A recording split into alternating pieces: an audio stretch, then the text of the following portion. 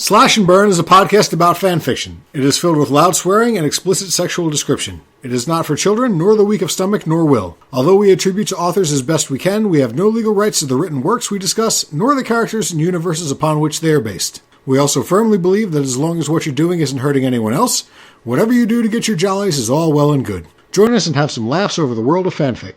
And seriously, this shit is filthy. You've been warned. Welcome to the magical realm.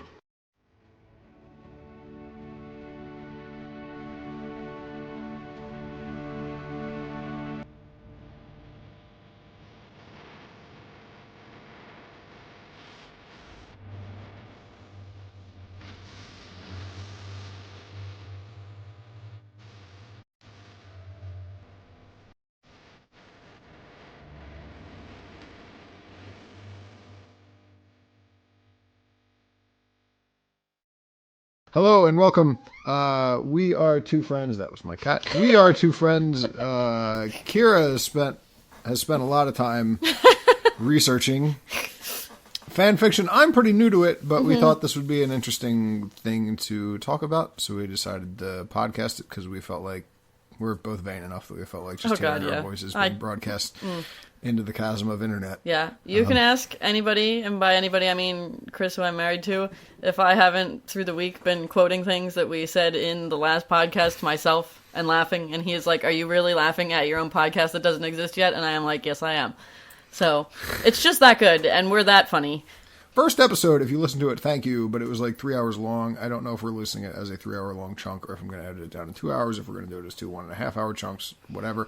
This one we're going to try to do a little more quickly than that, if we can help it. We still have a lot of stuff to talk about. Yes, we do. Because our subject this episode is... Lord of the Rings! / Middle-earth / the entire Tolkien-verse. Yeah, there's an endless supply on the internet. So much. So I read the Hobbit in 6th grade, I think it was. My dad gave it to me when I was in like 4th grade, and it was one of those books where I tried reading it like 7 times. That happened to me with Wheel of Time. Yeah, I got like 5 pages into it, and just I couldn't, like, my brain was like, nope, and I just fell asleep or whatever. But I finally actually completed it in 6th grade. Liked it quite a bit once I got into it, and then I'm pretty sure I read The Lord of the Rings in junior high, 7th or 8th grade. We didn't have middle school like you weirdos did. But I loved... I was going to say loved every minute of them, but that's not actually true. There were some bits that dragged a little bit, but I really, really, really liked them. And I was one of those guys who was there at midnight for the midnight releases of all 3 of the Lord of the Rings films. You were there with 2 me for at least 2 of the 3. That's what I thought. The first one was when we were still in high school. Right. So I remember we weren't actually you went speaking to it. Yeah, right. But I was just glaring at you across the table in several classes. Kira and my history and how we met and came to be friends can be an entire auxiliary podcast that has nothing to do with it. We could speak about that for hours. But by the time they got to the Hobbit films, I was too old for that horse shit. But I think you did a midnight for one or both? First one. First one. I wanted to go to this one, but because of the stupid snowstorm we had, I couldn't justify taking another day off of work. So, but I also own the extended edition DVDs and the Blu-rays because my eyes now bleed at DVDs. But I am a fan. I know you are too. I am. When did you read the books originally? I got dragged to the first movie by. So you hadn't read them before you saw? Jesus Christ! I know, right? You're learning something about me. Oh my god! I got dragged to the first one, and I wasn't that upset. I say dragged, but like I had seen a preview and I saw Legolas, and I was like, I'm all right with this. So that was why I went to the first one, and then I was like, oh, this was actually really good. So I decided to read the books because I hate not reading books first. I'm one of those guys who comes out of the movie and is like, that was nothing like the book. Yeah, I'm that guy. So I felt upset that I couldn't be like that, and there are other people being like that, and I didn't want to be those lamos who didn't read the book, so I read them. Right. And I enjoyed them, and then I read The Hobbit after that. Okay. Did you ever read The Silmarillion? No. I tried many, many times, but could never. I looked at it in the library once, and I was like, It's so, man, the beginning of The Hobbit was dry, but the Silmarillion is on a level of dryness up and above. So, in this day and age of Western culture, I think it would be pretty difficult if you weren't at least passingly acquainted with Lord of the Rings, Middle-earth, Tolkien's work, and the film work of Peter Jackson. But just in case you aren't, I figure we throw a quick recap in here. J.R.R. Tolkien wrote The Hobbit, a long, long time ago. But the interesting thing was The Hobbit was supposed to be a children's story. It was a lot more light and airy and stuff. Then within the same universe, he then wrote a series of books, Fellowship of the Ring, The Two Towers, and The Return of the King, which was like, I'm not going to say it was the first fantasy novel trilogy, but it was most people's first experience with such a thing. Like, when it happened in the 70s, it was like, people were kind of blown away by it. I know my dad is not a big nerd, but I know he was kind of swept up in the original popularity of it. Yeah, that's why the books that I read when I was a child were my dad's old copies from when he was, that's cool. When he was a young man. So The Hobbit is about a hobbit, which is if you're more of a D&D guy, it's a halfling. Most of D&D was just cribbed straight from the Lord of the Rings anyway, but they changed that name anyway. Of all things, it's that one. Yeah, exactly. But so it's kind of like your prototypical fantasy universe. There's a myriad of different races, and they live in like this sort of like neo-medieval alternate reality. It's called Middle-earth. There's magic, but it's never really all that properly explained, which is one of the things that drives me nuts about fantasy universes, especially this one. But since it was kind of like the first one, I guess it sort of gets a pass on that. Right. And so The Hobbit is a story about how a hobbit teams up with some dwarves and a wizard. But so in The Hobbit, a hobbit goes on a mystical journey with these dwarves and a wizard, also some elves and stuff. They have fun and there's a good romp, but in it, this hobbit finds a ring. They don't really have that much fun. Well, it's fun for you to read it. Yeah. I guess is supposed to be the point.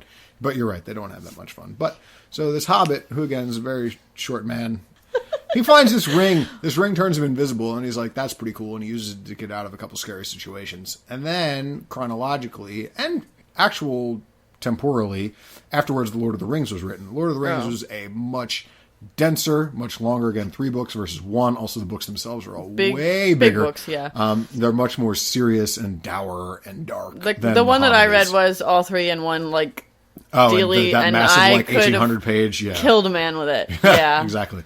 But in that one, it turns out that ring that the Hobbit in The Hobbit had gotten was actually an immeasurably powerful artifact, but no one really knew it at the time. And so in The Lord of the Rings, the original Hobbit's nephew, Frodo, is tasked with taking the ring somewhere and destroying it, because if they don't destroy it, then the ultimate evil power will get it back, and he'll be even more ultimately evil powerful. Yeah. But only a Hobbit can carry it because they're very stout of heart and difficult to corrupt. And so the ring, like if a normal person, like I could make some jokes here about corrupting hobbits, but I'll wait. A normal person touches the ring, he's going to be turned over to evil in no time at all, practically. But a Hobbit, they're very sturdy and good-natured and such. So he can get away with carrying it around for a much longer time than anyone else. So he's supposed to take it to the Mount Doom, throw it into the fires of Mount Doom, because that's the only way that the One Ring can be unmade. And so again, this was a series of books that became very popular in the 70s, was turned into a very popular series of films in the 20-aughts. Third one won an Oscar finally. I can't imagine you haven't seen it, but we figured we'd go over it anyway. So do you want to start, or would you like me to start with samples that we found this time? Let's see. You can start. Okay. I'm curious what you got. To start, I just went to fanfiction.net and went to the Lord of the Rings portal. And the interesting thing I thought was, the second Hobbit film just came out. Yes. Obviously, this is still part of the zeitgeist or whatever, but out of, tens of thousands of Hobbit, Lord of the Rings, Middle-earth stories on fanfiction.net, the top 3, and again, this is sorted by chronology when they were last updated, the top 3 were all updated within the last hour. Like, this is still a hopping community. Yeah. Like, people are still pumping this shit out, even though it's been going on for like 50 years at this point since The Hobbit Do you think people wrote fanfiction before the internet existed? I mean, in the ages of like BBSs and whatnot, like super early internet, I'm sure that they did. No, but before that, like were people like scribbling stuff on their notebooks at schools and then reading it to their friends? Like when you look at the fact that a lot of these stories, they've been like published for years, but they have like 37 views, like 1 follower and like 1 review. These people are mostly writing themselves anyway. So I imagine that, yeah, I'm sure. Even when I was a kid, I wrote shit that I knew no one was ever going to. Not this kind of shit, but I wrote things that I was sure no one else was ever going to read. So I'm sure people did, but it's still going strong, even though the source material is over 50 years old. The first one that I found, called Disturbers of the Peace, by Anne Hathaway.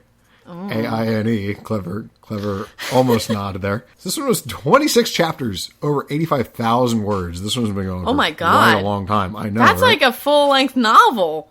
Plus It's some. pretty damn close. Yeah, exactly. It's been going. I think the first was published somewhere in 2011, and the last chapter was updated 30 minutes when I That's started. impressive. 30 minutes before when I started researching this midway through January 2014. So the first thing I just wanted to ask you real quick. So at the end of the description, it said in brackets it had Legolas, OC. So like my thought process was OC means original character, yes, which would be like a self-insertion or some yes, other kind of creation of the yes, fanfiction author. But what's the like? I've seen like Legolas /OC. I've seen that. Is Legolas, OC just the same thing in a different format, or does that mean something different? Honestly, because here's the other thing. Immediately after that, it said Samwise G, which is Legolas and Samwise, both characters in the Lord of the Rings film.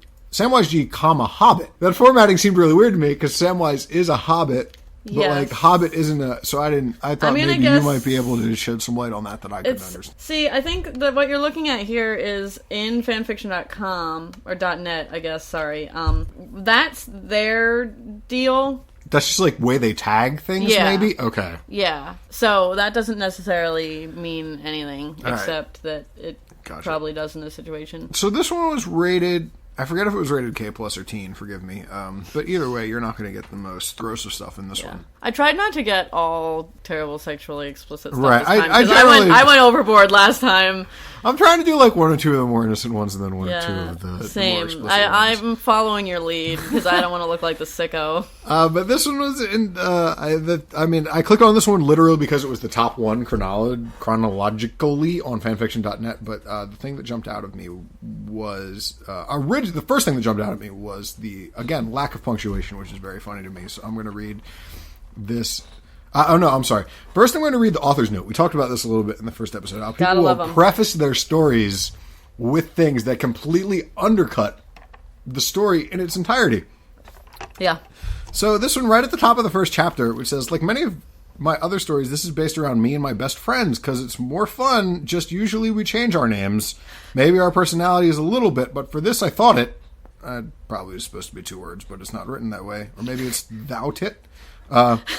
Would be best to stick as close to the real thing as possible. There might be a lot, 1 word, of inside jokes hidden in these stories. Some you may get, others you just won't have a clue. Let's just say my friends and I are very weird. We embrace the weirdness. A person says to us, "You're weird." We just laugh and say, "Why, thank you." So I think we all knew this person, didn't we? Yeah. Some of us might have been this person just a little bit. I cringe.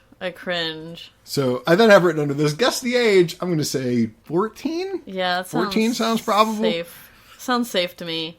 So, again, this is 26 chapters long. Like, 85,000 words. Like, that is, man.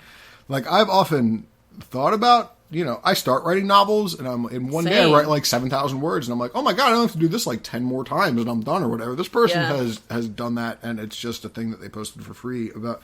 So just keep in mind the amount of work that's gone into this. But some schoolgirls who are the author, plus some friends of her, obviously, they're sucked into a magical blue Kindle light. Are you serious? 100%. That's.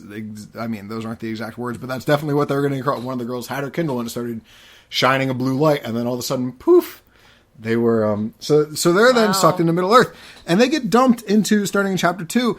It's the opening scene from the Fellowship of the Ring film where Frodo meets Gandalf coming rolling in on his cart or whatever, and Frodo's all excited because Gandalf is like a friend of his, but he hasn't seen him in a long time, and like they hug and they talk. But her and one of her 2 friends are just like inserted into this, but Frodo and Gandalf are acting like they know these people. It's not weird that they're there. Right? Yeah. Welcome to the land of self-insertion. Right. And so a lot of this is literally ripped straight from the dialogue of the film, except that the inserted characters keep jumping in and saying things that are not helpful. So even in the least, the real characters want to smack them at this point. No, they seem to accept them. They're all like smiling and giggling or whatever. But the inserted characters just say stuff that has no bearing, does not move the story along, doesn't. So like, here you go. Maybe those are the inside jokes? No, I don't think they are. Here, so, quoting now. Okay. He's up to something, Frodo confessed suspiciously. Catherine, one of the inserted characters, gave him a confused glance. Oh, that's what she said. That's helping a lot. Really? Aang asked in exactly the same tone. All right then, keep your secrets, Frodo exclaimed. It was obvious they knew something. Before you came along, we Bagginses were very well thought of. She didn't punctuate Bagginses correctly, but I know that's what she was going at because, again, that's a thing. Yeah. Exactly, ripped straight out of. Catherine agreed. He's right. Very helpful. Indeed, Gandalf answered in a deep, slightly amused tone. I don't think he's really amused. Never had any adventures or did anything unexpected, he said with a smile. Again, straight from the film dialogue. Gandalf relaxed back in his seat, slacking his hold on the reins slightly. Whatever you did, you both had been labeled disturbers of the peace, Catherine said with a fake serious voice and serious expression. Again, cribbed straight from the film, but that's not who said it. But Gandalf and Frodo are acting like it's perfectly normal or whatever. Yeah. So I just think, like, if you're going to take the time to throw yourself and your girlfriends into, you know, this beloved literary classic or whatever, you'd think if you were really trying to make it your own, you might say things other than things that other characters said. Yeah. Or, oh, or really, or tee-hee, or whatever. Like, you might actually be trying to... Come on now, though. If you were thrown into Lord of the Rings, would you really be able to, like, hold a conversation, or would you just be, like, awestruck and... I mean, that's actually a fair point that I hadn't considered. But, I hadn't. But I would like to, if I was writing myself into this, I would like to think that I would be able to. The reality of it is probably that I wouldn't be able to, but I might, like to project that I was. I then read through, like, chapter 2 and 3, which, again, 80% of it was ripped straight from the film. Must have been really hard to write. I know, right? But she said that this idea came to her when she was reading the book. Oh, you don't say! Right, but most of the stuff was from the movie, not from the book, so I'm curious about that. Maybe so I got bored reading the exact same. So I decided to skip, like, towards the end. Again, 26 chapters, so I decided to skip to chapter 26 and just see where this went. So if you had to guess where a story about a girl who wrote herself into the Lord of the Rings universe went, what guess would you hazard that kind of... I'm going to be guessing that it's a romance of some sort. With whom? I'm going to go with either Legolas or Frodo. Really? Or Frodo? It's Legolas. Obviously, anyway. So my sister was really into Frodo. Really? Truth. That's interesting. I mean, height-wise, I guess it makes sense. Yeah, right? I know. Sorry, Large Kylie. feet also. Sorry, Kylie. You can keep that in there. That's an inside joke. My friends and I are pretty weird. You guys might not get it. So random! But from chapter 26... I didn't wish to let go of Legolas's waist, knowing it gave him some sort of comfort to have me holding him so. I pushed myself... Sorry. Could be any kind of comfort, really.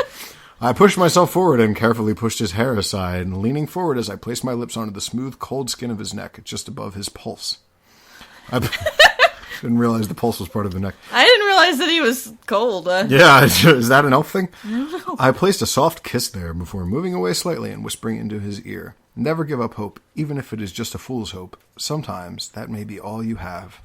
I was pleased to notice the tension in his shoulders relax slightly and the corners of his lips turn up in a small smile. I placed another small kiss behind his ear, then rested my cheek in between his shoulder blades. Hanon Lee, he whispered, guessing on the pronunciation there, just loud enough for me to hear. Thank you. So, if you're a teenage girl doing self-insertion fanfic... it wouldn't go like that, but... but you hook yourself up with Legolas? Like, is that... I don't know. That seems like... I don't know. Like, that's so cliched. Like, Dude, you'd think that you would have... I guess. I mean, he's pretty... he's pretty hot, I guess, considering... Yeah, he is. Like, I would think that people would be a little more... Aim lower? Creative! Or aim lower. Either one of those you two. You think you're going to just waltz right in here and get him? Like, on a scale of 1 to 10, Legolas is easily like a 13 and a half. Yeah, like, the odds that your 14-year-old ass is anything. Yeah. Like, whatever. Totally. But so that I was kind of pleased in the fact that the first thing that I clicked on was literally, like, the thing that I would have expected the most, 100%. The last thing I wanted to... Well, one of the last things was... So then I realized at the end of the little, like, description blurb or whatever it had, LXOC, which obviously means Legolas X original character. Yes. SXOC, which that would have thrown me a little bit if I hadn't saw that the other thing said Samwise, Hobbit. So that's obviously Sam. Okay. The third one was EXOC, and I had a hard time figuring out who E was. I think I then figured it out. With further research, it finally clicked in my head. But I was curious if you had any thought right off the top of your head what E, who rather E might be, keeping in mind that these are 3 teenage schoolgirls, ostensibly straight. There's that dude, right? The guy with the E name, yeah. Right, that's who it is. He didn't make that big of an impact on me. Right, but there's a lot of stuff about him, as we'll talk about later. Actually, his name is Aomir, and yeah, that's the guy. And again, he made so little of an impact in my. It's been several years. He had since blonde I read the hair, books. right? Yeah, it may be a dirty blonde. Yeah. It's somewhere between blonde and brunette. He was decent enough to look at. Right. But that threw me off at first. But this is a thing. So the main theme of this is that there's a girl or a group of girls who live in our actual Earth, and then they either get sucked into a book or they fall asleep on an essay that they're writing about the Lord of the Rings, and then they wake up in Middle Earth, or they get sucked into a magical blue Kindle or whatever, and then they fall in love with Legolas. Like, I get that insertion of an author is a big thing in fan fiction. Yeah. But do you have to be so blatant about it? You are literally being pulled and inserted into the world. Like, you'd think they could be a little more metaphorical about it. Like, maybe just... they're a person who actually existed in Middle-earth, and it's a variation on their actual name, and they have a lot of their same kind... Rather than literally being sucked through a magical device into a magical realm. But you see, I think the problem with that is that it's not really self enough. Like, you don't want to be just some hobbit who Frodo's in love with. You want to be you. Like, it's not good enough to just have a similar character. It has to be you with a different name in most cases, but... as someone who's never done this, that seems... I've never been a big fan of self-insertions because my fanfiction forays have never really had anything to do with me. The thing about OC characters, or Mary Sue's as they're often referred to... I have heard I don't don't I think about it. see how they appeal to anyone except the person writing them. Right.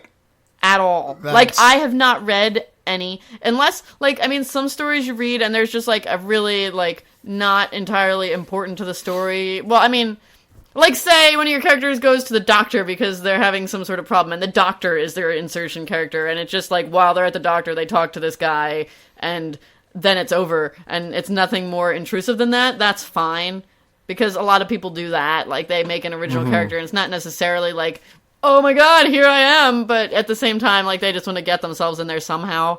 Right. That's fine. But when it's, like, the thing you just read, like, who would read that except her and her friends? Because, right, exactly. But I think that's kind of the point, but then why? It's just, like, that's, like, ego stroking to the max. Like, you, at least when you write other fan fictions, you can pretend that you're writing them for a broader audience. But, like, this is just like, I like me, and I like me with Legolas, and I'm going to put it on the internet, and people are going to think it's cool because I'm so weird. And random, lol, cheese monkey. So, I don't know. I've never been a big fan, but they are a thing that happens. Obviously. It's very, very, especially in this one, even more than any of the others. The thing that I find impressive is that she's a teenage girl and they started this, 3-4 years ago? Like, so maybe now she's even in her 20s or whatever. You don't even know. That's impressive. And also that they stayed friends that whole time as a girl who's had friends who are girls. Gotta say. You know, they rotate a lot when you're in school. Fair point. Yeah. Fair point. So that was my first example. Why don't you go all right. your first one? Well, I just so happen to have an OC story here as well. Oh. Again, there's so much of that in this. Yeah. Like, way more than there was in the Sonic universe. I wanted to do it. Yeah, that's true. I don't know if that's because people in the Lord of the Rings generally are people-ish rather than anthropomorphic. But if you look on the internet, like, everybody has a Sonic character of themselves. Really? Oh, I don't think I do. Well, are you sure? I don't remember doing it, but I do drink a lot. But anyway, that's weird. I never thought about that. I had originally picked this one because, like, I mean, it's not the worst thing, but there's a thing in the last chapter that I've really got a kick out of. But I was just trying to introduce some more fanfiction terminology for you. Oh, well, I appreciate that very much. But you already beat me to it. So, shit. You know, the OC thing. Oh, okay. But, alright, so this one is called Beauty by Scarlett Anderson 99. The premise is here, I'm just reading the straight up description from fanfiction.net. When a normal girl is sucked into Middle Earth, she is taken prisoner for being a deadly weapon that the enemy must not have. But when she gets out, Middle Earth will never be the same, because she is almost like the Ring. She can corrupt any man she wants. But she only truly want one man. The question is, can she get him? They're really extrapolating this a whole lot more than I would think would be necessary. So, like, basically... It's like that trailer that gives away everything for the movie? You don't have to read the rest of the story. Okay, so, I'll just give you the first opening bit that I liked a lot, and then summarize some because I only skimmed over it. I'm sorry, Scarlett Anderson 99. I just was not really that excited. Alright. Megan Sharp was a pretty regular girl. She was often told that she was pretty, but wasn't popular back in high school and isn't now. Although the whole popular girls thing sort of ended in high school. Now, in college, it was just her and her friends, and she knew they would always love her, so what did anyone else's opinion matter? She was fine with how she looked. Average height, average weight. She had golden red hair that was neither curly nor straight, and reached mid-back, and the only part of her appear EMC that she wished to change was her eyes. Her eyes, as she had always said, just needed to pick a color and she would be happy. That is the opening. So this is clearly someone working out their own yes, absolutely. Issues Whether through the lens of Middle-earth. Sounds to me like she is still in high school and is hoping that this will be the case. That was my next question was, is this someone who just hopes that the whole popular girl thing ends after high school? It kind of does, I guess, sort of. But you just not care 100%. less. Right. Or is this someone who has actually moved on through that? So she is returning to her dorm for her 25th birthday. Isn't that a little old? No, it's not like a dorm reunion. No, she's just coming back returning after from break her or last whatever. class. Okay. Yeah, and it's her 25th I guess birthday. she's in grad school or whatever. But so that to me makes it feel like this might not be right. This is someone who's who's really, really hoping that it gets better. Yeah.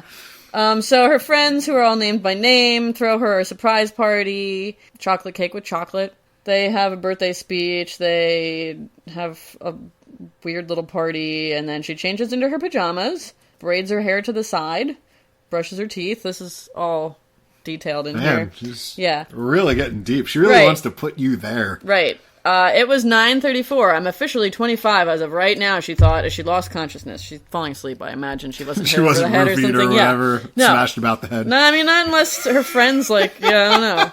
If she gave us all the details on the toothbrushing, you'd think that if someone, clubbed her, that probably would have gotten a mention. But so she wakes up, and she's in a road, and there's a creepy, homeless guy, scruffy dude, hitting on her with lust in his eyes, as it says here.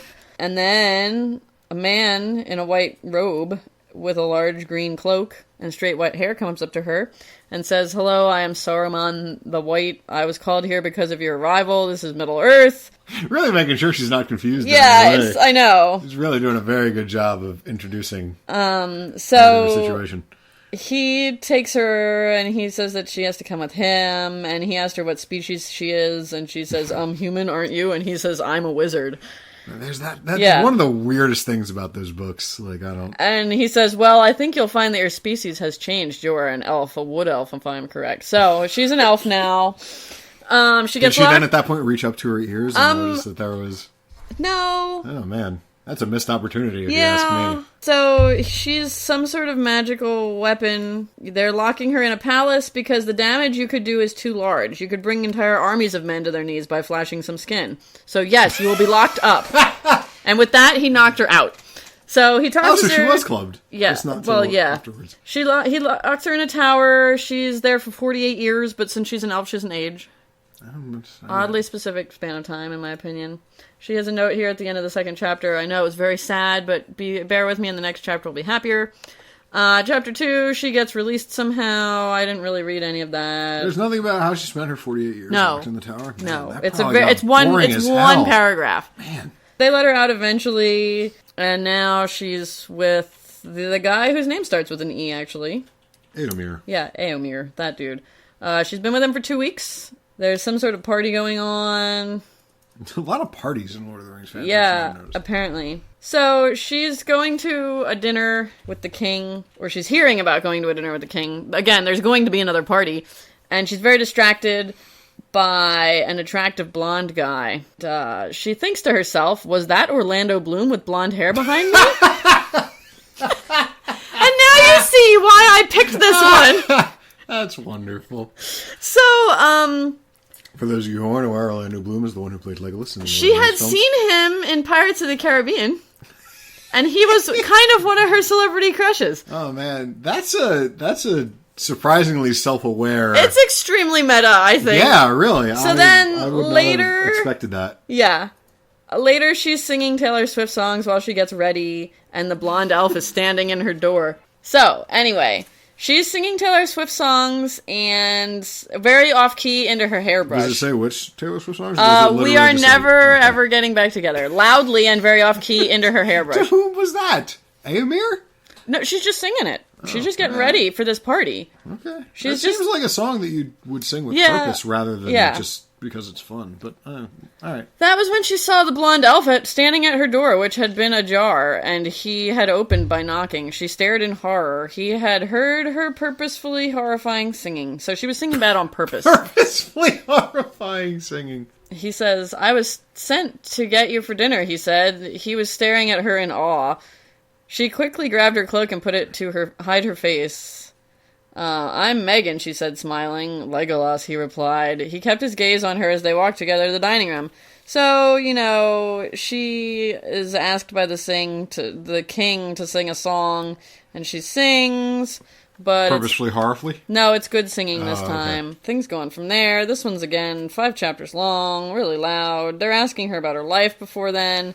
I don't know. I didn't really pay any attention after that. The point of this whole thing that I'm reading is because she said that the dude looked like Orlando Bloom. That's pretty wonderful. Because I couldn't even bear it. Like, I snorted out loud while I was researching this. So we were talking a couple moments ago about whether this is someone who has actually moved on from because she said that thing about, the popular girls thing. I would think after reading that, that makes me think even more that it is someone who is still embroiled in the horror of high school and the terror of the popular girls clique and whatever, and is just imagining herself 10 years from now. I'm inclined to agree. Moving past all of that. Yes. Because the thought of someone who's 25 writing that is really a lot more embarrassing than I'm ready to extremely. admit. I feel that's agreed. That's what it is. Yes. So this she's just trying to work out some issues. Right. If she's like 15 or whatever, I guess it's pretty okay writing. Right. I mean, again, however you got to work through your shit, that's fine. It's just, man, the thinking that that's someone who's only marginally younger than me is a lot weirder than thinking, because high school is a whole nother world away at this point. But 25 wasn't that long ago. No. I mean, it feels like it was. But so that's pretty interesting. An Orlando Bloom looking elf. Yes. So, again, that one wasn't super great, but I really enjoyed the Orlando Bloom. That was pretty awesome. The second one that I picked out was called Ice and Fire and the Ring by Miss Birdie X on fanfiction.net. So this is, I guess, what you would consider to be the example of a crossover. I got a crossover, too! I know! So this is my idea, again, the little thing that I wrote for myself after just glancing over it is that Ned Stark's daughter gets transported to Middle-earth somehow. I imagine she probably falls in love with Legolas. Doesn't everyone? That's the thing. Song of Ice and Fire, a series of novels written by George R.R. Martin, obviously influenced by the Tolkien novels, but with a lot more fucking and death. Oh, God. Like tons more fucking and death. Not a nipple description. Has since been turned into an very well done HBO series with a lot of fucking and death in it, which is how most people came to know it, but we were both readers of the novels. We read the book first. Yeah, totally did. But so Ned Stark is a character from a very main character from the Song of Ice and Fire novels, and this is the POV character, and this is apparently his daughter. Which one? That somehow not a canonical one. Oh. You think it might be a self-insertion? I think maybe. I have a little bit of an inkling that it might be a self-insertion. I clicked on this one in the first place because obviously it was a crossover and I hadn't really seen much of those yet, even though I was aware that it was a thing. But then what? So I clicked for the crossover. I stayed for the lack of punctuation. So again, I want to read this one with the punctuation as it stands. Oh boy, I love that. I'm going to actually speak it out. So this is the opening paragraph of Ice and Fire and the Ring. To where I am, my mind does not know, but deep down inside my heart of ice and fire, I feel as if I have been to this land before. No, that's not it, it feels as I should be here. This forest, this land, this realm is completely different to my home in Winterfell, as winter, capital W, that's a Song of Ice and Fire thing, has not yet come to these forests, be darkness, and evil has already claimed these woods. I imagine what this place may have looked like before the dark had claimed it. The grass would feel like fine silk and would shine at bright emerald green shine bright emerald green in the light of the sun's ray.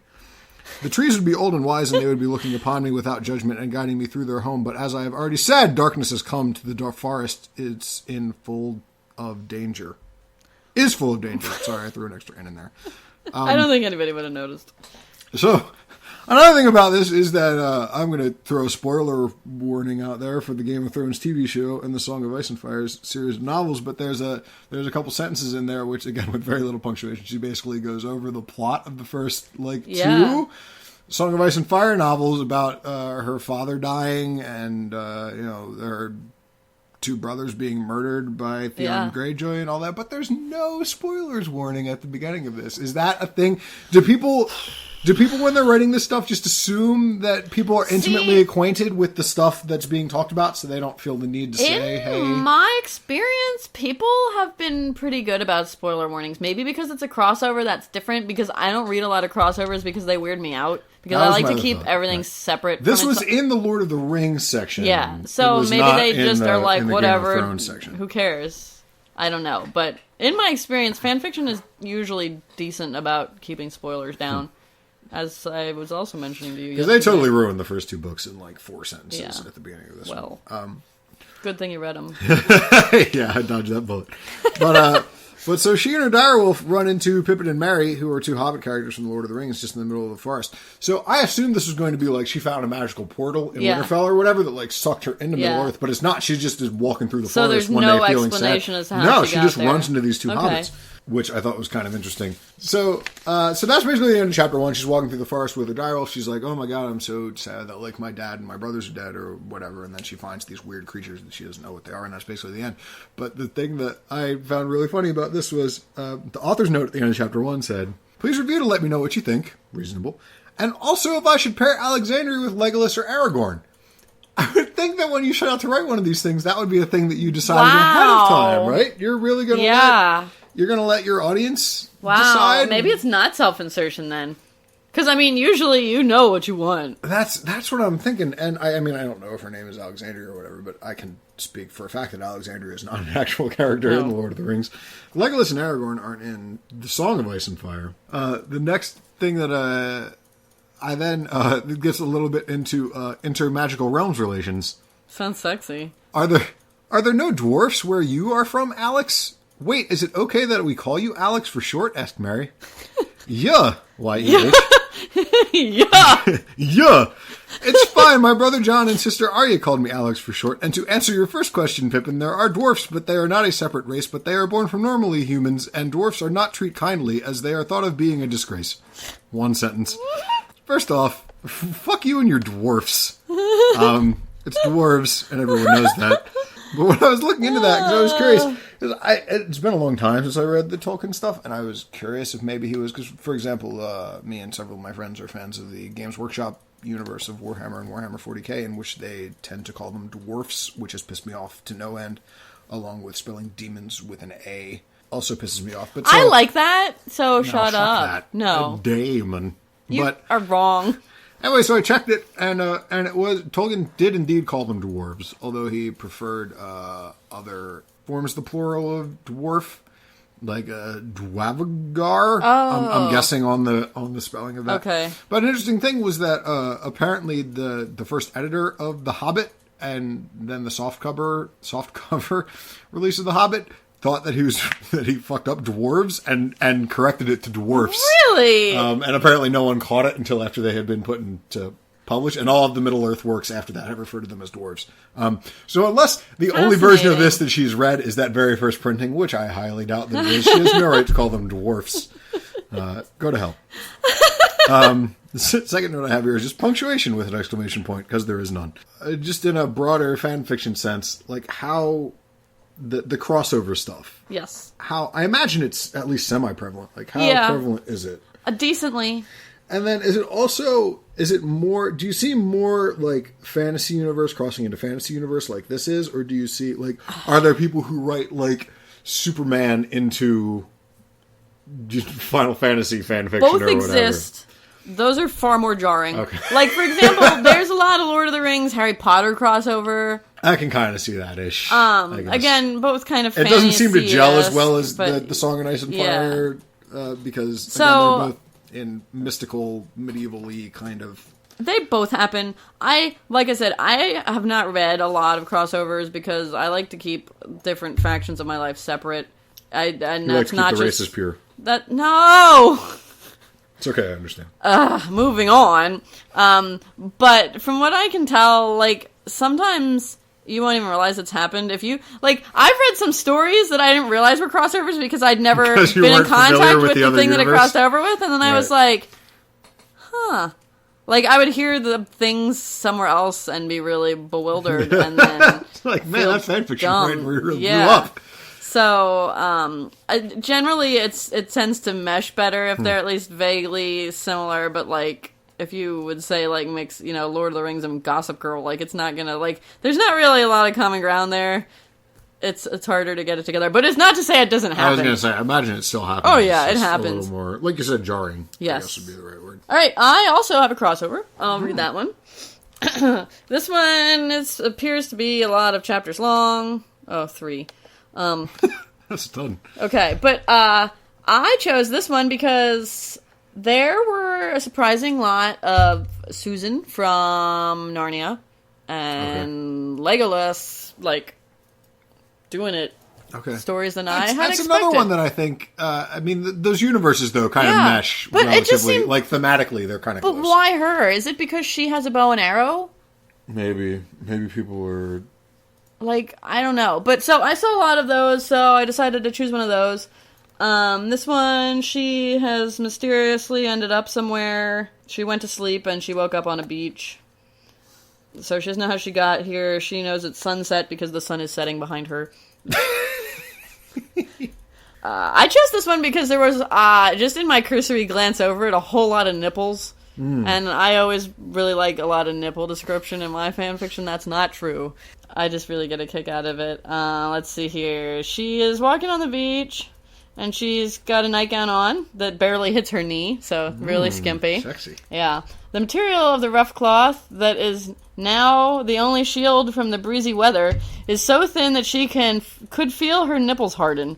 The wind caused the fabric to rub against them, and they erected so obviously that she cannot keep herself from blushing. She just hopes that there will be no one around to see her in such a compromising condition. Okay, so she's walking on the beach, and she falls and she hurts herself on a rock. She falls again, she's crying, she's very upset. Bushes are rustling, and she's wondering who's coming. She says her shrieks must have been heard, for she notices that the bushes are beginning to rustle. She can hear footsteps with her sensitive ears of an archer. Yet she observes that these footsteps, unlike those made by a normal man, are as light as a deer's. Now, what's to say that they're not a deer is beyond me, but she is immediately aware of her obvious analysis and readies herself to fight back by picking up a sharp rock. Shark rock would be funnier. Yeah, it would be. It's shaped like a shark. Stifling her painful exclamations into a groan for fear that it will alarm the approaching being. I'm really bewildered right now. But anyway, I'm going to cut away and say that it's... I was going to say, didn't you read this before? I did, but I didn't read it this closely. Okay. It's, surprisingly enough, every part of her body becomes sensitive all at once as she sees the ethereal beauty before her. He must not be a human, for he is so pale and fair, with white blonde hair, pointed ears, and azure eyes that matched her stormy blue ones. Their feelings must be mutual, for she can feel him returning her gaze. He admires her shamelessly, with honest eyes, scans her from head to toe without a blink. She mentally scolds herself for such weak willpower, as she believes she might have betrayed her lovely Telmarine prince with these thoughts. But her body does not comply, for she can feel her nipples sticking out again, just one. Her face glows with a rosy red and raises her right arm to hide it, pretending it to be a casual act. So the thing that stuck out to me there was that she knew it couldn't be a human because he had pale skin and blue eyes. Yeah, like, I know. I did not realize that I was not a human. But there's plenty of pale-ass motherfuckers just wandering around, especially in Narnia. I mean, I saw that movie. Yeah. They were all pretty pale. They were all very pale. Yeah. Like, none more pale than Orlando Bloom. Yeah, weird. It's weird. And I'm assuming that this elf is Legolas. Yeah. Oh, yeah, it totally is. So he's trying to help her with her scratches, and he wants to see them, and she's like, no, I'm all right, and he says, I insist. With these words, he moves to remove her arm. She will not budge, but the inhuman god was firm and stern about his decision, and analyzing the weak points of her arm, he moves her hands to just where both her breasts are and tugs. I don't understand. Huh. I'm trying to... I'm really confused about what's happening there exactly. Tugs. Horizontally or vertically? Well, he's moving her hands to... So I guess he, like, moves her hands in front of her boobs and then, like... Oh, so he's trying to hide her shame? No, he's trying to look at the cuts on her hands, but she won't give them to her. To him. Okay. So I think he's, like, she's got her hands clutched to her bosoms and he's, trying to grab them away. But his fingers brushes her nipples slightly as her arm is moved and she lets out a moan of satisfaction. Man, he is good. He seems to have noticed her gasp and his... perfect eyes landed on her chest. For the first time, he observes her erected teats, and his face grows red. He pretends not to have noticed and averts his eyes, returning to the job at hand. So, yeah, there's a lot of nip talk in here. I don't know. Erected teats. Pretty great. So he puts her in the creek. There's more about plump breasts and swollen nipples. I don't even understand what is happening. So, is there, like, any real, from what you read anyway, is there any real mention of the Narnia universe, or is just, no, like... just her. She is. This is this character from this Yes. thing, hey, Yes. now she's got erect nipples, and also there's this guy there. Yes. And then they move into, like, you know, doing it kind of right there and then, like, immediately. Oh, wow. Yeah, like, they go into the creek and they start doing it. Slowly he begins to experiment, like pinching those teats and twitching them with his 2 fingers. Yeah. Pinching those teats. Yeah, pinching those teats. Gotta get in on some of that. Yeah. She can feel the region between her thighs getting warmer. She slips her hand down to her vagina and touches it. It is wet, but she's in the water. So, makes sense, I guess. mean, yeah, like, they just start, yeah, it happens. But I didn't even read the rest of it. But it's pretty vanilla from that point on. Oh, yeah. I just really enjoyed the teats. That's basically why I picked this one. I mean, that's not the word I would use. And they're declaring their love for each other by the end of the chapter. That's pretty quick. Yeah. I mean, for a one-night teat stand, it's hard to be. Yeah, exactly.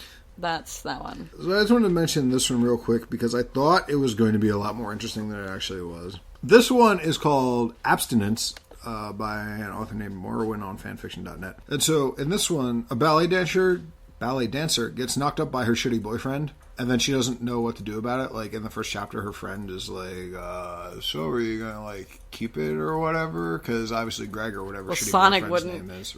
Sonic wouldn't get rid of it. Sonic is totally against abortions. Right, so her thought is like, oh my god, I never even thought of that or whatever. And then like she goes home and she like falls asleep and she's like, I don't know what to do. And then she wakes up and she's in the middle of Middle Earth. Wow, right? that is a weird intro. And so I was like, whoa, this is going to be... So, and again, the name of it is Abstinence. And like the intro, the blurb was about like how she makes like this decision that's going to like influence everything or whatever. Yeah. So I'm like, okay, so this is...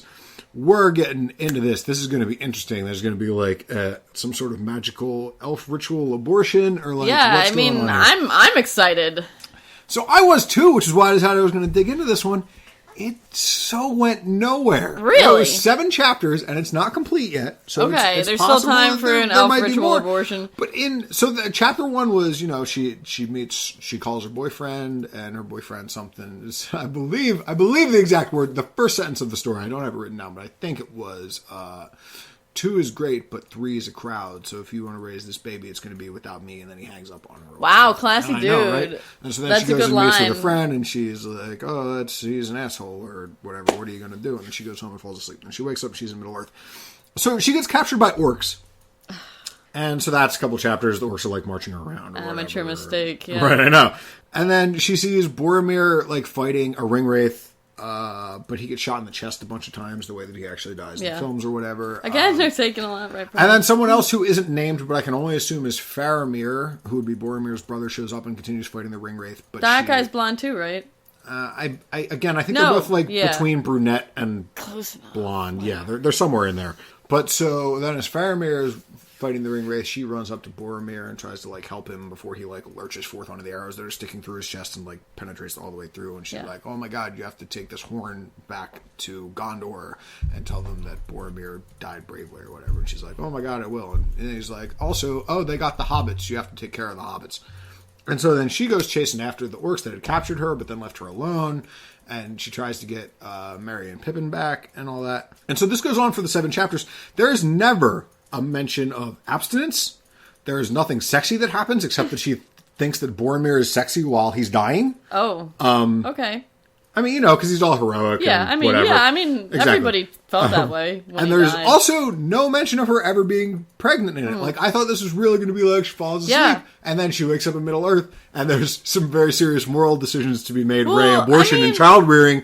And then like at the end, she's going to wake back up and be like, "Oh, now I know what I have to do: either A, abortion, or B, no abortion." Right. Because of these lessons that I learned from my fantasy novel.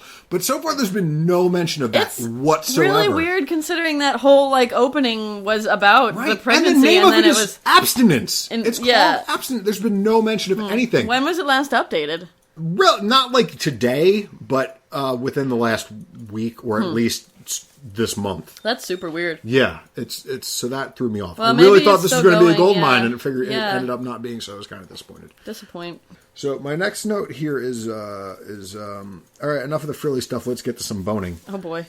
So I have 2 more examples that are going to touch on that. We're going to take a real quick break, and then we will be back, and we'll get to the hardcore type shit. Okay, so I've got a fresh alcoholic beverage, and we are back. I hope you have one too. You're gonna need it. Kira's got 2 more, and I got 2 more, so we're gonna let her lead. He's really excited about his last one. I really, really am. So go ahead with whatever one you got next. Okay, this one is from archiveofourown.org, which is a new fanfiction site I've only recently discovered, quite by accident, but I'm really enjoying it. And this one is called Whisper. It's by Valderis. I'm probably mutilating that. I don't know. I'm really bad at pronouncing things. The summary is: the ring regrets its mistakes. The ring, by the way, for those of you if you're not real familiar with it, is kind of sentient, so that's not as ridiculous as it might sound on its surface. Right. So this one's really pretty short, but I'm still not going to read the whole thing. Basically, it's written from the ring's point of view. Interesting. I would not have expected that. Does it get inserted into some sort of orifice, perhaps? Yes, but not. I was hoping for a little more from this one, but I decided to keep it anyway because it was so unique in what it was. So basically, the ring is talking about how it whispers to people and makes them do bad things, and it's had a long life, and it's bored and blah blah blah. So in it. He's talking about the bearer is muttering, as ever. He can hear my call, my siren song. He can feel me as a heat and a warmth about his own wretched heart. So, it doesn't actually mention who is holding the ring at this point. However, canonically, that could be 2 or, technically, I guess 3 or 4 people, but probably only 2 of them. So, anyway, the ring is existing, and the bearer is excited about it. He takes me from his finger here in the dark and plays with me. He twists me and turns me, calls me his precious. So often have I heard him call me so, that it is no more to me than the sighing of a breeze down a passageway of stone. Very poetic. I know. He strokes me, he kisses me, and pants his hot breath upon my surfaces. Which is the sexiest line I've ever heard. Why no one ever pants on my surfaces? I mean... His hand strays to that part of him that fleshly creatures so like to worship, and there he tugs and pulls, he gasps and groans.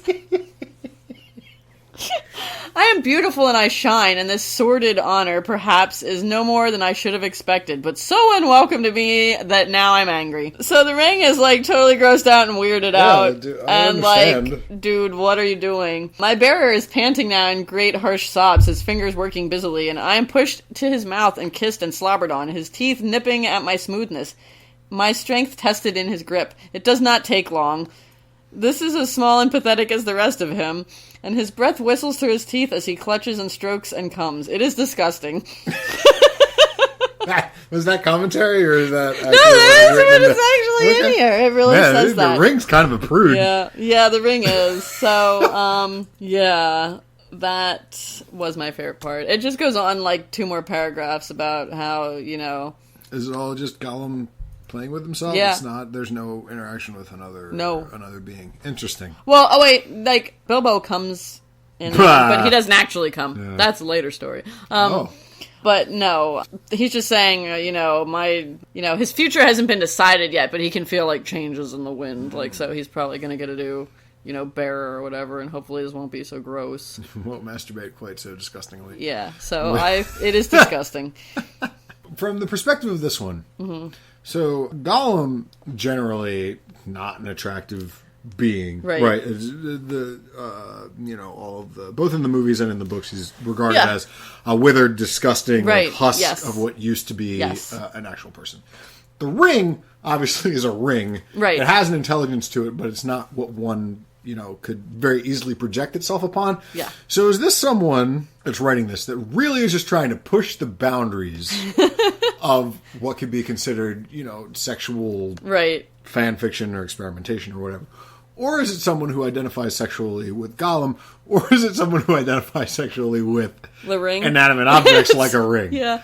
I don't know. Like, I get the feeling that this one could have been written in, like, an attempted artistic fashion. Right. They're just really trying to be like, look how deep I am. Yeah, exactly. Right. But I can't say for sure. Honestly, I was a little disappointed with it. I really wanted it. You thought it would be going some places. I did. Ring. Yeah. I did. Into some things. I also thought something might have gone in it. But right, and it might have gotten covered in some stuff. Yeah, and all those opportunities were missed, and all I got was it is disgusting. So is this from marked as completed? Like there's not going to be... Yeah, no, that was it. Wow, that's a bummer. That was it, yeah. I really am I'm kind of upset about that. Right? I know. I just needed to share my disappointment with...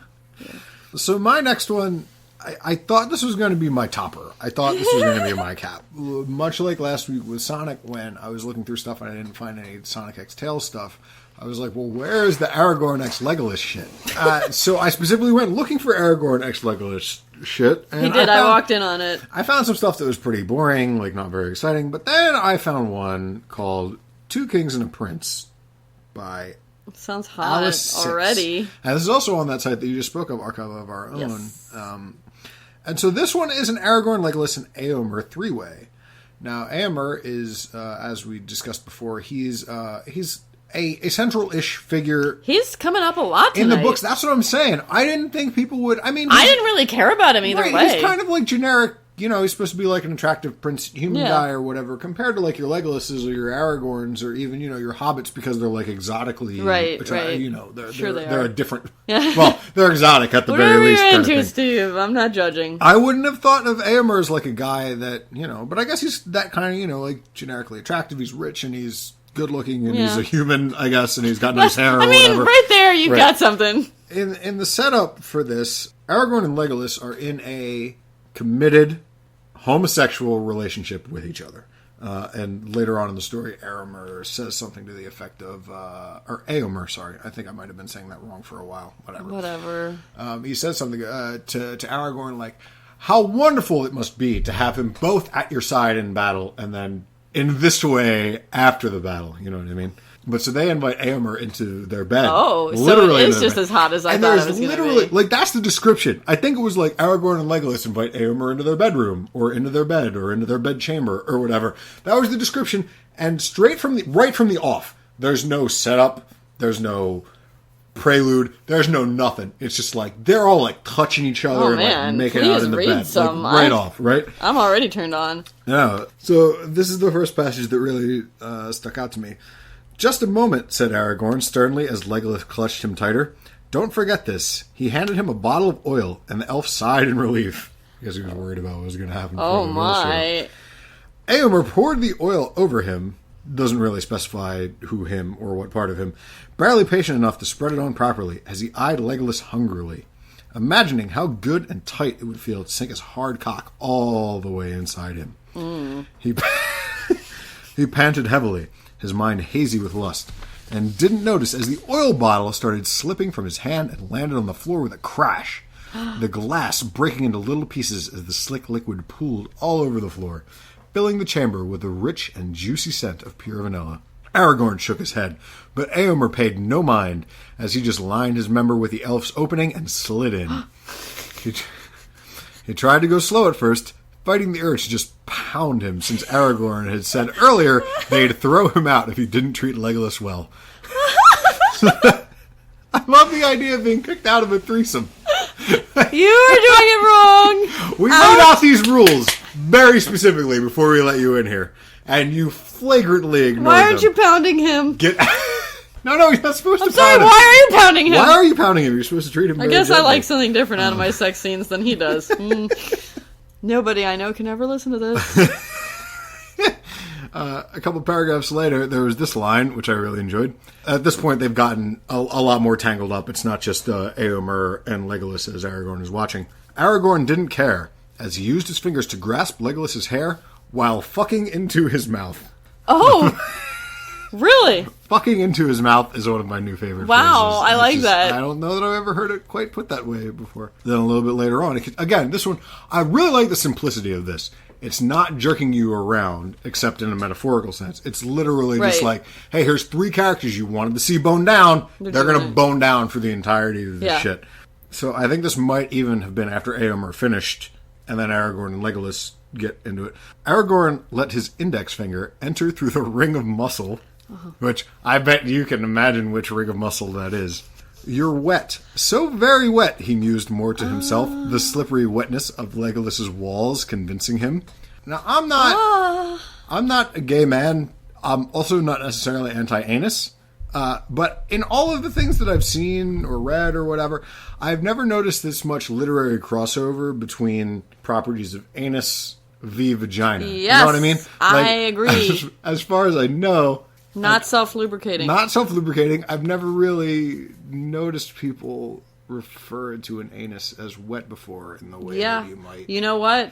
I've read a lot of this kind of thing in my day. A whole lot. So much. I can tell you I have not really found that to be a common theme either. Right, so I was really kind of like... That is weird. Maybe it's an elf thing? That's true. We don't...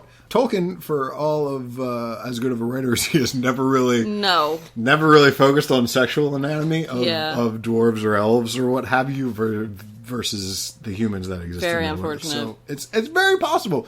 Maybe the elf anus is self-lubricating. Yeah. And we were just never clued into that. It's probably in some sort of like fifth person, somebody probably wrote a book that was all about the sexual practices of the races of Middle Earth. Sure. And I'm sure it's in there.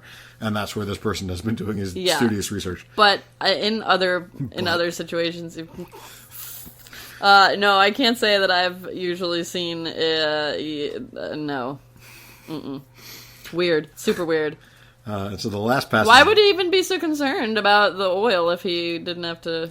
Right. So that's what I think. I think he was talking about the oil, but he's talking about it like it's not the oil. You know what I mean? Yeah. Like it really.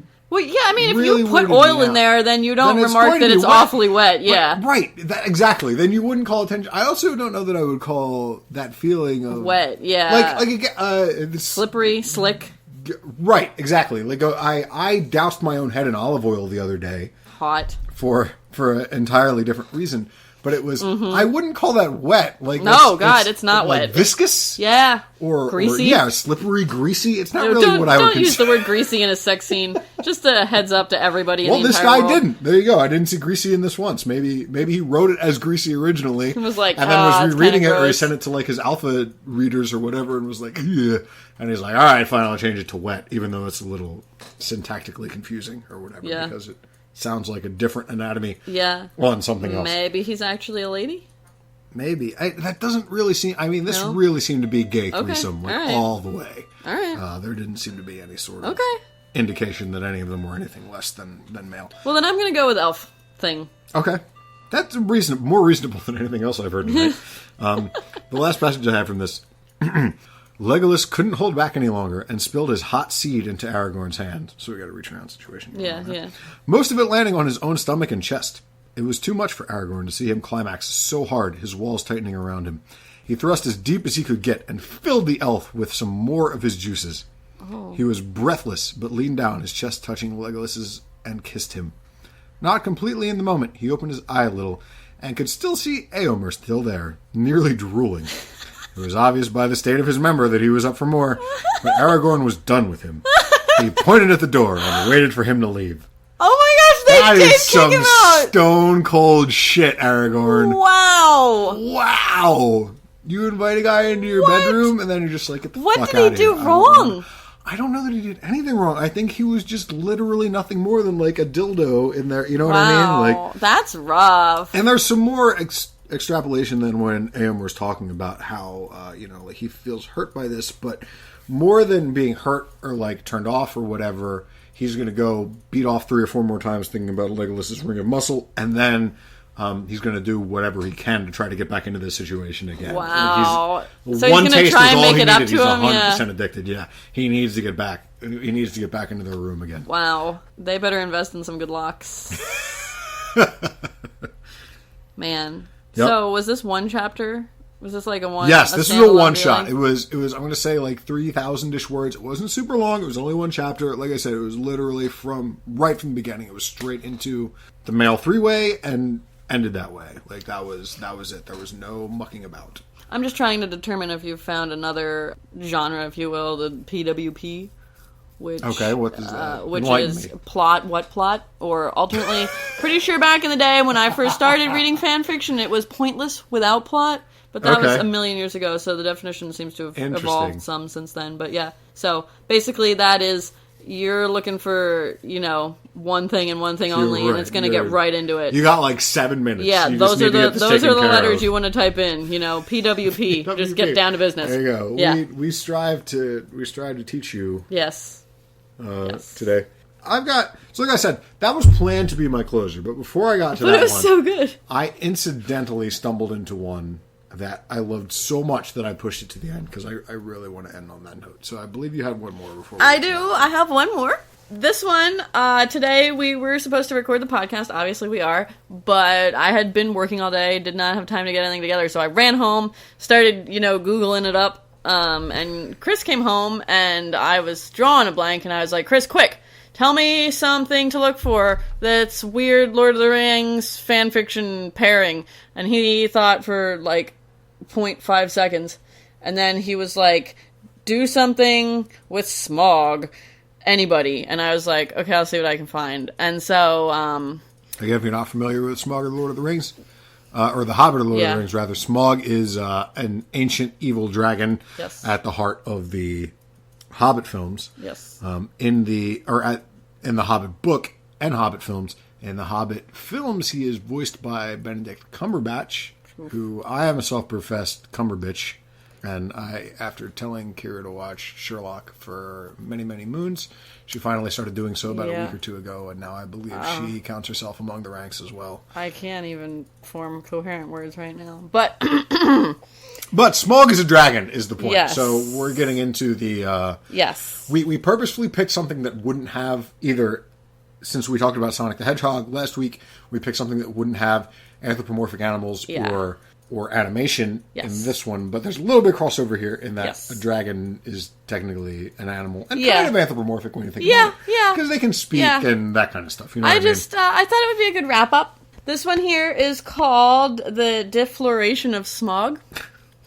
Great play on words. The it's by of Smaug. Odd Duck. Odd Duck. Yes. Okay. Now this one is also on Archive of Our Own. Just to give a little insight. The tags on this are bestiality, love, kissing, rimming, anal sex, and oral sex. So the summary is... Thorin and Bilbo discover just how skillful a dragon's split tongue really is. Anyway, so... It opens right up.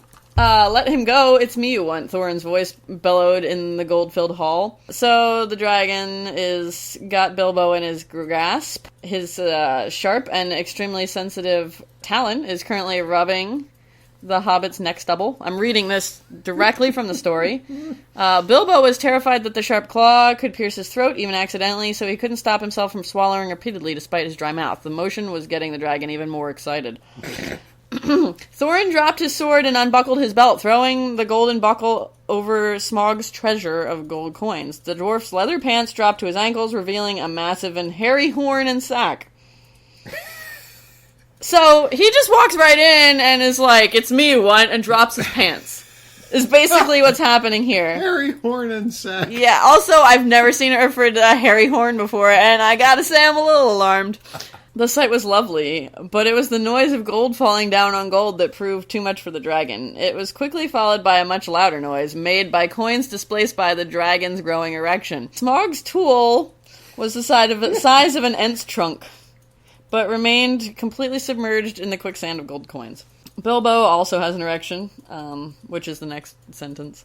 I'm not going to just sit here and read this whole thing, but it's so easy because every single paragraph is gold, and I don't mean that as the dragon's horde sort. So he's holding, Bilbo in his hand, and he is getting turned on, and he moves his paw, allowing the hobbit to take in the sight of the bottomless Thorin, and felt the creature's erection violently move inside his pants. So, Bilbo is also really turned on by this whole business. Who wouldn't be? I know. Real quick, you said paw? Yeah. Do you mean to say paw? Yeah, that's what it says here. The dragon's Dragons paw. do not have paws. I know that. You know that. But this writer does not know that. Does not. Dragons have claws. Yeah. Just the more you know to our listeners. I also thought it was really weird. So, basically, Thorin says, you're my birthright. I want you all to myself. To the dragon. Dragon's like, I think we're going to have to do this a three-way. I mean, to be fair, that probably, if anyone has a birthright to that, it gotta be Thorin Oakenshield. So, there's a lot of twitching members happening here. It's my favorite verb for a member. Yeah, agreed. So, he cuts Bilbo's pants off. They reveal... Cuts them? Yeah. Wait, Smaug does or Thorin does? Okay. Yeah, with his talon. Okay, makes sense. He just cuts it right off. The hobbit's trousers quickly fell, revealing his smaller and thinner shaft, and balls bigger than the dwarves. So, in case you were curious... That's again in that fourth party on the anatomy and sexuality of Middle Same Earth book, races, yeah. So then the dragon is like, hey, don't you want to make out with this hobbit? And Thorin's like, your voice is so smooth and pleasurable that I can't help but obey. And, I mean, come on. His voice is pretty smooth and pleasurable. It really is. He only had to take one step to get within touching distance of Bilbo, and he found himself completely hard by the time his lips met the hobbit's. And their erections gently touched as well. The moment was electrifying for both the dwarf and the halfling, and caused their cocks to harden even more. Bilbo lost himself completely in the kiss and the sweet scent of the dwarf's beard. So they're like, getting naked and crap. Which, I mean, they're already... I was going to say, they already sounded pretty naked to me. Yeah. He darted his split tongue forward, each side narrowed down to the width of a human shaft, and the giant reptile could move them individually. Yes, I mean, that is a form of measurement. Done in a body shop, I'm sure, for that exact purpose. One of the soft and moist tips coiled around the two erect cocks, fully bringing them together and causing moans of intense pleasure from both dwarf and hobbit. The other tip was used to caress Thorin's beard. Wait, he's got a 3-tip tongue? No, he took one... and wrapped it around both of them. Both. Yeah, so they're like sliding together. Okay, I got you. It's a big thing in fanfiction. You rub your penises together. Yeah. So he's then also looking on the beard. They get naked the rest of the way. Tip of Smaug's member had now risen from beneath the gold, and he noticed the halfling eyeing it hungrily. Now, I don't know what he's going to do with that. Smaug's member must be... the size larger of than an the dwarf and the trunk. halfling put together. Yeah, it's the size of an Ent's trunk. It said it earlier. Oh, well, there's nothing you could do. Okay, I'm sorry. I'll let you continue. That's too big for you, little one, but I'll let you taste it. Oh, God. I'm sorry. I read this already. I'm just... Smaug continues to caress Thorin with one tip of his split tongue, but moved his rod forward and reached for the drop of pre-cum forming at the tip with the other. A lot of pre-cum again. Yeah.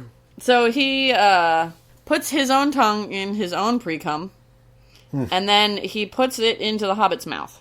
The most delicious liquid he'd ever tasted. The hobbit lost himself in the rainbow of sensations that were exploding in his mouth. Before deciding he had no other way to describe it, even to himself. The sweetness of the dark ales of Brie and fruity aromas of the wines the elves drank all tasted like dirt compared to this divine essence. And now I killed Steve.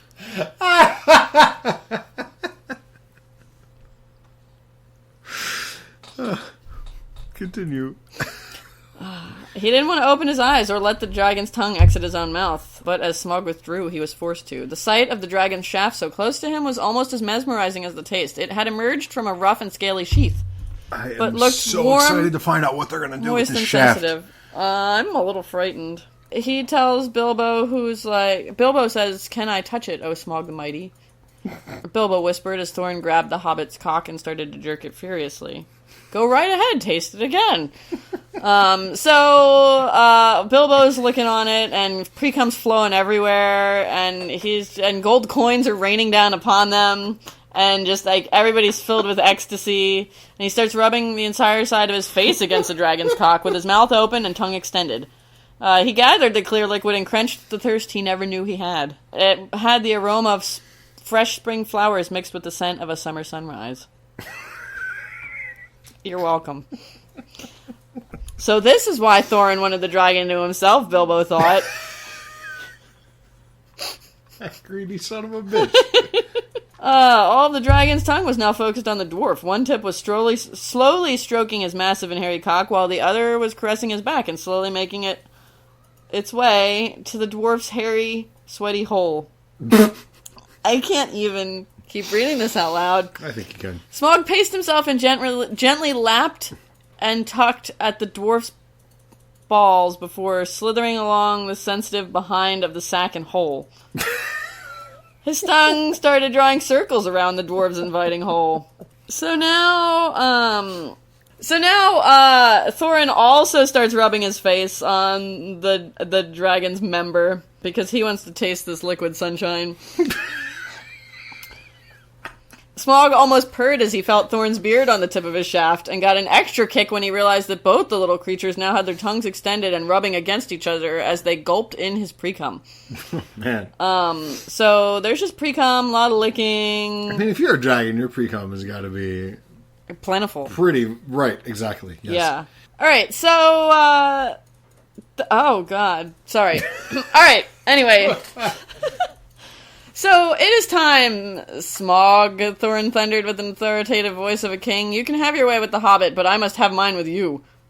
And I was so... No, that would be... Okay, go. Never mind. Continue. And I was so enjoying myself with both of you, Smog sighed. You do know this is my first time as well, don't you? So... Holy shit. That's pretty intense for... Right?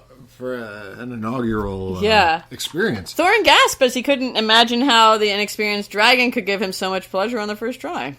Did you write this story? I won't judge. Not that I remember, but I drink a lot. So... Smog lifted the Hobbit into the air using one tip of his tongue to support him and shove more liquid into his hungry mouth, while the other slowly teased at his hole. So there's a lot of hole teasing. Thorin had mounted the dragon's cock, shoving his massive horn into the small opening at the tip. It felt warm and tight, and the dwarf could sense the dragon's pleasure once he was fully in. I think that's probably not where you were expecting to go, was it? No, it really wasn't. I mean, urethral penetration... Not your deal? Not really my thing. Smog is represented, like, completely as a male, right? If I remember correctly. Yeah. Like, it's not like dragons in the Middle-earth universe aren't one of those creatures who is... Yeah. I'm not gonna... I want to say both bisexual and asexual, but those are both completely incorrect. I know what you mean. Hermaphroditic. Yeah. I guess would be... But no, even that means like two sets of genitals. But what I'm saying is that it's never implied... Right. Yeah. Maybe it's in that book, again, that we keep referencing. Maybe we should write that book. Maybe we should write that book. If it doesn't already exist. If it does exist, please someone send it to us. That a dragon's penis also functions as a vagina. Right. Because, again, it's... I mean, the hole there has got to be... I mean, it's probably a pretty perfect size, honestly. I would still think it would be a little bit large for a hobbit and a dwarf, but the dwarf's horn was huge and hairy, remember? That's true. He's not saying the hobbit put it in there. That'd be too big. Okay. Anyway, continue. So basically, he, brings Bilbo to completion and drinks up all his cum, of course, because what else are they going to do? What else are you going to do with it? Yeah, you can't just let it get all over the gold. That's gross. While Thorin continues to, do it with the hole, continue to bound the hole on the beast's cock until he could hold himself back no more. Smaug, you are mine, the dwarf screamed as he emptied his juice into the dragon. He, collapses and stuff, and he's, everybody's all, turned on and stuff. The dragon still hasn't seen any release. That's what I was saying. I would think that, so Thorin was basically banging the hole. Smaug's Yes. cock hole. Yes. So when Smaug came to completion, I imagine he would probably throw Thorin a good 30, 40 feet in the air right at that point. But it still hasn't actually happened. That's what I was Correct. waiting for. There's a sentence here, again, I'm confused by. Smaug is leaving, must temporarily return to the north. He's like, why? Did we do something to upset you? And he says, no, my king, it is now my turn to lay an egg in the cold lands for another dragon to grow. Whoa, I'll be okay. a father, Thorin smiled at the thought of bringing a new dragon into the world.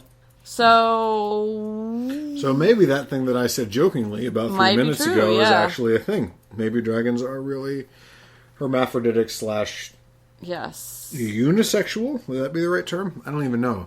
Huh. So. Wow. Yeah. That was not where I expected that. Not me either. To go. Really? You read it already. Well, yeah, but I mean, God. Now, I thought that my last story was going to be the topper, but after hearing all that, I don't know that this is going to... I'm sorry, you have something else to say. So anyway, we cut away to Bard, who is struggling to aim an arrow at the dragon, as the beast flew right over his head, and instantly covered him in a crystal clear liquid that sparkled in the night sky. The man of Laketown was shocked that the beast hadn't spouted fire, but water? It was everywhere on his lips and his hair and was slowly dripping down his chest into his pants. The smell intrigued Bard. The subtle aroma reminded him of elves and mountaintops. The man unconsciously licked his lips, taking the clear liquid inside his mouth and slowly tasting it with the tip of his tongue. One taste was all it took, and Bard fell to his knees, tearing up. It was the most delicious thing that he had ever experienced. So, basically, the dragon... I mean, yeah. I gotta try some of this dragon cum. I don't know about y'all, but I'm thoroughly sold. Yeah. 100% sold on this. So, there you go. Yeah, so as he flew away, he let him have it. And now I'm finished. Okay. So, man, I really didn't think that my last sample was going to be topped by anything, but that might have blown what I have away. Come on, I'm expecting so much. So, my last selection, as far as this goes so far, and what I imagine we're going to continue doing in the future, is kind of vanilla-ish. Even though it takes place in the Middle-earth universe, it's about sex between a human man and a human woman. What? I know. It's just, why would you even read that? Straight vanilla heterosexual. Who even wrote that? Well, that's a very good question. So, the only reason that I stopped on this was because of the title. Okay. I'm excited. I was browsing fanfiction.net. I was looking at the stuff, and as soon as I switched it over to the mature filter and scrolled down a little bit, this title just jumped out at me. I had to click on it, and my expectations were honestly pretty low, but I was completely blown away by what awaited me. So the title, is "It Was a Dark and Horny Night." Wow. I know. How do you not middle click on that to open in a new tab? Yeah. Exactly. Now, a lot of time we've spent discussing this has been talking about how old we think that the authors of these stories are, right? This is the first one that I found where when I clicked on their author profile, it actually explicitly stated it right in the author profile, right? So this was, It Was a Dark and Horny Night by Boris68 on fanfiction.net. And it says straight in his author profile, he is a 45-year-old bloke from Warsaw, Poland.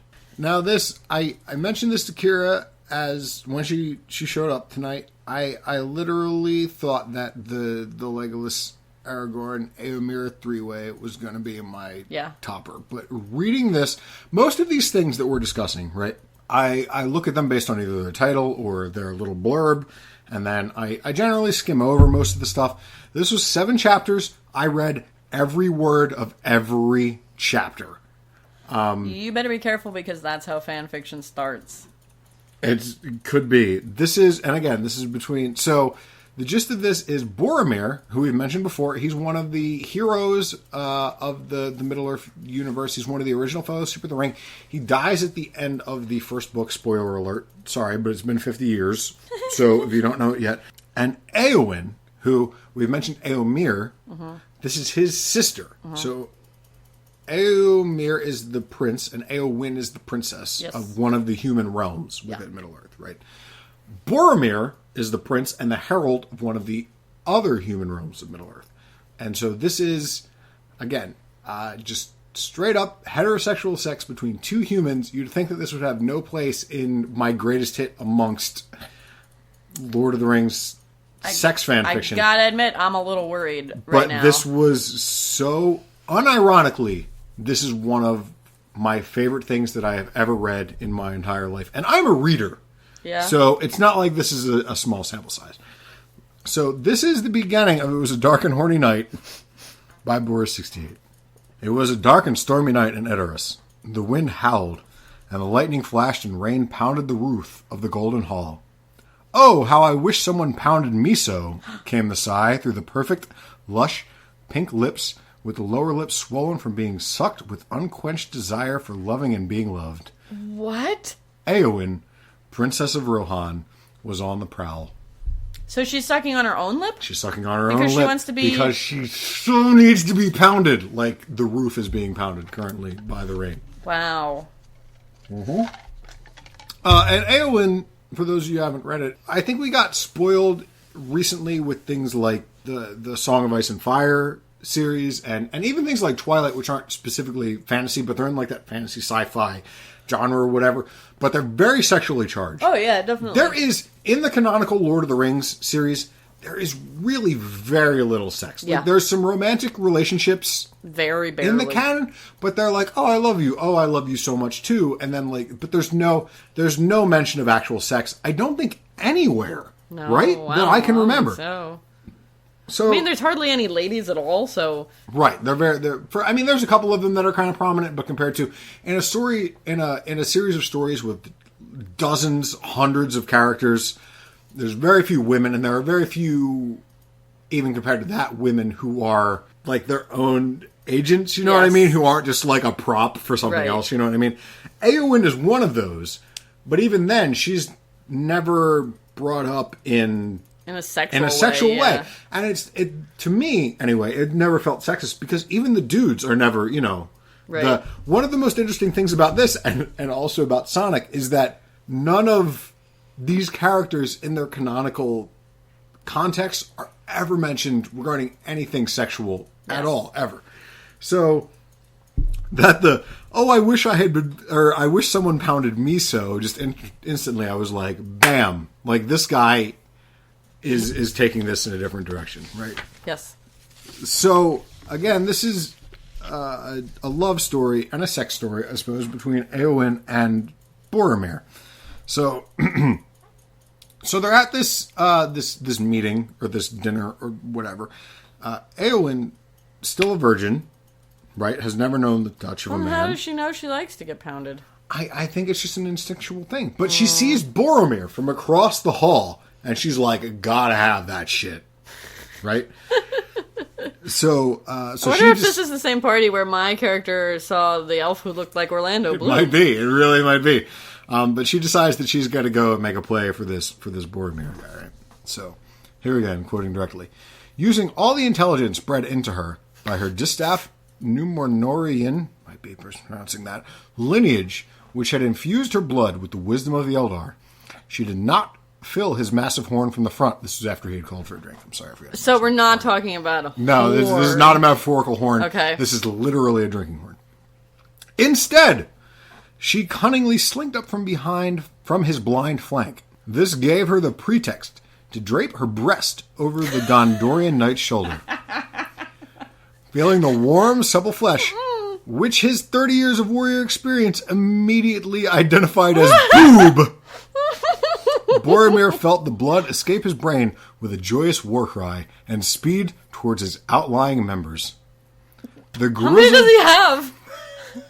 Seems only one. I'm guessing that also meant, sometimes your fingers tingle or your toes tingle or whatever, but I think it was mostly, I'm going to go 85% towards that member that we all know we're talking about.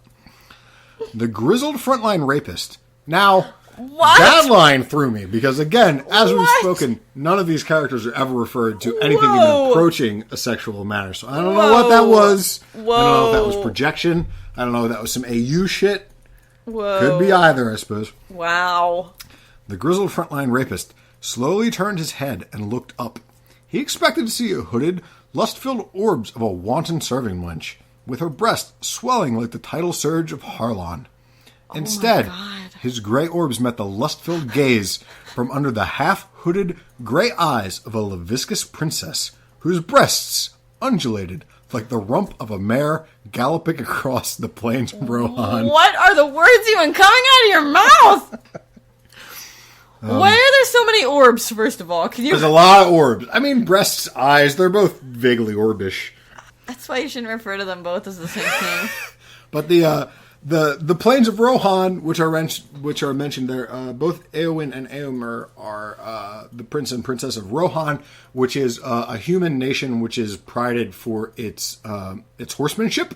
The Riders of Rohan are a famed outfit of military specialists who come into play later in the series, but I wanted to point that out because it comes into play later in this story specifically. Okay. That he mentioned the mare and the galloping and all that. I'm still stuck on the orbs, but okay. And also undulating. Her boobs aren't that big. They're in the movie. They're not. All right, I guess you're right. I'm just assuming. I don't know. Again, maybe in his headcanon they're different. Exactly, and since headcanon is also a term. Oh, is it really? Oh, okay, yeah. That's fascinating. But since so little sexuality is ever mentioned in the canonical writing, who's to say? I don't think they probably never mentioned the size of Éowyn's breasts. I can say with 99% certainty that they did not. Exactly. Right. So in this guy's head, man, she's got enormous gazongas, right? I mean, if she can sling him over someone's shoulder, then exactly, yes. Right? Especially Boromir, because he's got enormous, broad shoulders. That's true, yeah. Wow. I mean, God. So Éomer, which we've already discussed as being part of a three-way with Legolas and Aragorn. He's got a busy night. He's the Prince of Cockblocks. And so he sees Boromir and Éowyn, making eyes at each other. Well, he's upset because he got kicked out. He also doesn't want his sister being knocked up by this brutish, guy with the giant horn or whatever.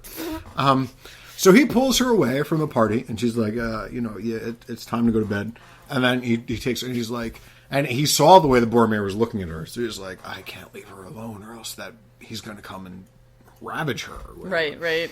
So Éomer says that Éowyn has to stay in his room tonight, and he's going to leave the guards and a set of handmaidens to watch after her. Wow. Dude, to make sure that she's really safe, serious. Right? Prince of Cockblocks. Yeah. Right? But Éowyn, she's really, really thirsting for the D. Yeah, I from can the tell. B. Yeah. Right? So she formulates a plan, right? So she implores her brother. And so this is Éomer says, you're going to stay in my room tonight. I'm going to have these people watch over you to make sure that you're safe or whatever. He gazed upon her with his steely gaze of hazel eyes, which gave maidens wobbly knees and his loyal steed Firefoot an erection. Why, brother mine, I am having my girly days. Surely you do not wish for me to bleed my clots all over your linens? Oh! And pressed her body against his, her crotch against his thigh. What? Let you know that my flow is heavy, flowing like the snowborn, gushing with the runoff of melting snows, with clots like boulders rolling down the foul leg. What are you even saying? This guy is fucking awesome. Why is this happening to me? This guy is the best. Clots like boulders. Like boulders. I'm going to use that. Those are some enormous clots. So Éomer Eomer flashes back to a scene where, when he was young, one of his first experiences on the battlefield, he had killed an orc, he had chopped its head off, and then he noticed there was blood running down between its legs, and it was wearing like a skirt, and he was like, I only chopped its head off, why would it be bleeding between its legs? And so he lifted up the skirt, and he saw that it wasn't a male orc, but it was a female orc, and it was having its girly times, as the story refers to it, and it so repulsed him that it still sticks to him to this day. So when his sister mentions this to him, he becomes so grossed out and his head starts swimming and everything that he just panics. And he's like, okay, sure, but I still want you to be safe. And Eowyn panics and thinks, oh my God, it's not quite. So she falls over, she faints on purpose. Right? Okay. As if to play up the, I guess I'm losing so much blood. I'm passing out. I'm passing out because I've lost so much blood from my unbelievably heavy flow. So Eomer at this point freaks out and he calls all the handmaidens and whatever. And he's like, not only is he worried about her staining his sheets in his pristine bedroom with her gross womanly boulder clots. Yeah. So he asks the handmaidens and the guards or whatever to take her back to her own room. And then, they lay her down in the bed, and she obviously has been faking this whole time. And so when they lay her down in the bed, then she opens her eyes, and she's like, oh my God, what happened?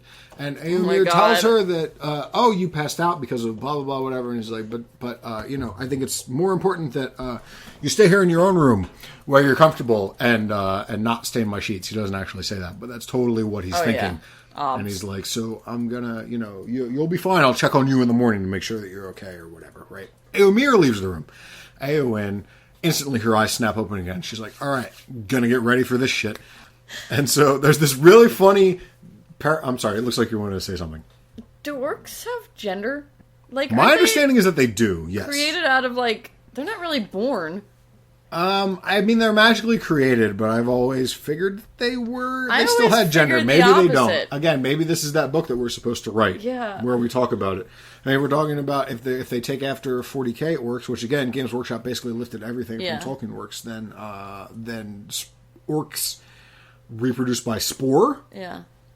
In which case they're completely asexual, but I mean, we don't know for sure. I don't know. I just always imagine... In the universe of the story, anyway, we're supposed to believe that they definitely have gender and that the females definitely menstruate. Okay. So there's this really funny then parallel scene where Eowyn is in her room and she remembers that when she was being brought up and she was a teenager, she was given this book about how Rohanian females are supposed to present themselves for their husbands or whatever. Oh boy. And so she remembers, and there's this very unbelievably detailed language which I didn't write down or anything. The only thing that I wrote down from this was that so they're talking about how you're supposed to clean yourself or whatever before your first encounter with the woman that the man that you love rather or whatever. And there was a lot of there's very specific wordings in there that I never would have come up with, and further led me to my love of whoever wrote this. But one was breasts were referred to as future child feeding appendages. What? Which were great. And so then there's a couple... What? I mean, it makes sense when you think about it, I guess. But I've never heard it referred to as such. And then, so there's 2 or 3 paragraphs about Eowyn preparing herself for this encounter that she knows coming, remembering all the tips in this book or whatever, and then it cuts to Boromir off in his own room, knowing that he's going to go over and make his move on her, and remembering the parallel male book for the same thing, and about how he's supposed to prepare himself and wash and all that kind of stuff, or whatever, right? So then, Boromir shows up outside of her window, and she lets him in, and there's this whole... And so the rest of the story from here on out is just the lovemaking scene. Right? Wow. But the interesting thing about this is the Lord of the Rings books specifically, and the Middle-earth-averse and Greater Self, very war-centric. There's a lot of, enormous battle scenes and stuff. Yes. There's books that... There's passages that go on for tens of pages that are just descriptions of battles and everything. So a lot of the rest of the sex scene is written... in the style of kind of a battle. Serious? Right. So it's great. Dude. So Boromir climbs in the window and they do some kissing and stuff, but then they really get down to business, and then this is what happens.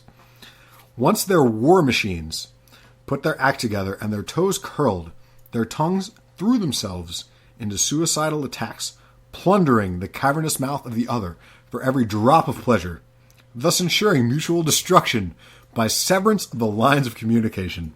What? Intertwined and brutally fighting for domination, their wicked tongues were soon bruised and twisted out of shape, yet begging for more. That sounds awful. Their knees feeling like molten sugar. The pair dropped to the floor.